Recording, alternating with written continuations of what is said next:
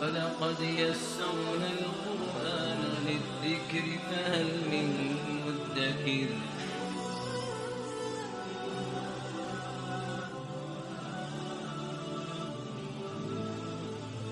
Bismillahirrahmanirrahim. Conversion of amino acid to specialized product, catecholamines.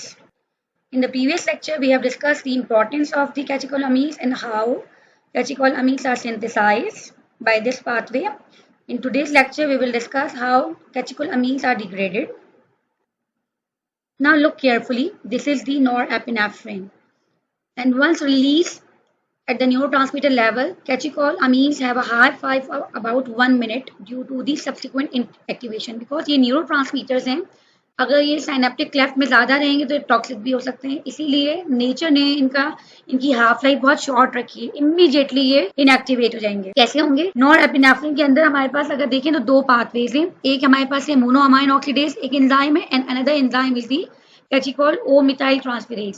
पहले हम देखते हैं मोनोअमाइन ऑक्सीडेज क्या कर रहा है। The monoamine oxidase inactivates catecholamines by oxidative deamination to yield the corresponding aldehyde.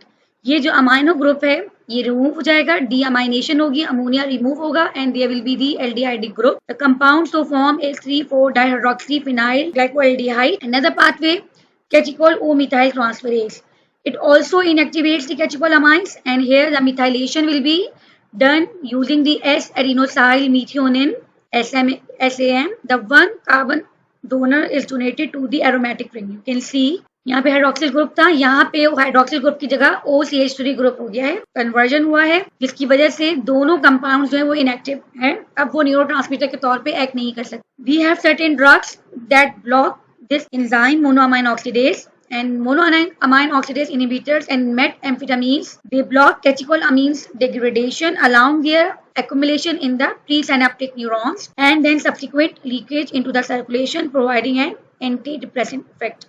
यानी क्या करते हैं हम इसमें कि बेसिकली तो ये न्यूरोनल जंक्शन पे होती हैं और जब डिप्रेशन होता है पेशेंट के अंदर तो पेशेंट के अंदर ब्रेन के अंदर या ब्लड के अंदर दोनों लेवल्स पे न्यूरोट्रांसमीटर्स और ये जो कैटेकोलामीन्स के लेवल कम हो जाते हैं. ये हम एंजाइम ब्लॉक अगर हम दे देंगे तो इस साइनेप्टिक क्लेफ्ट में भी, ब्रेन में भी और ब्लड में भी फिर प्रोडक्शन बढ़ जाएगी कैटेकोलामीन. स्ट्रक्चरली हमने ये समझा है for the norepinephrine same process होगा for epinephrine and It undergoes either monoamine oxidase inhibitor जिसकी वजह से डाइहाइड्रोक्सी मैंडेलिक एसिड बनेगा, फिर कैटेकोल ओ मिथाइल ट्रांसफेरेज से मेटानेफ्रिन बनेंगे और या नॉन मेटानेफ्रिन बनेंगे and both further undergo with the degradation by monoamine oxidase to the 3-methoxy-4-hydroxy mandelic acid. If we talk about dopamine, monoamine oxidase inhibitor से अगर act करेंगे तो हमारे पास कन्वर्जन होगी डाइहाइड्रोक्सीफिनाइल एसिटिक एसिड में, या फिर catechol O methyl transferase enzyme अगर एक्ट कर रहा है तो it will convert into 3-methoxy-tyramine में, और डाइहाइड्रोक्सीफिनाइल एसिटिक एसिड फर्दर अंडरगो होगा COMT में. ऑल्टरनेटिव हमारे पास पाथवे है, यहाँ पे पहले मोनोअमाइन ऑक्सीडेज है फिर COMT है जिससे होमोवेनिलिक एसिड बनेगा, और यहाँ पे पहले COMT यानी catechol O methyl transferase act कर रहा है फिर मोनोअमाइन ऑक्सीडेज एक्ट कर रहा है जिसकी वजह से होमोवेनिलिक एसिड आखिर में बन रहा है. इन बोथ कंडीशन आखिर में homovenilic acid बनेगा. This is all about the degradation or inactivation of the catecholamines. Thank you.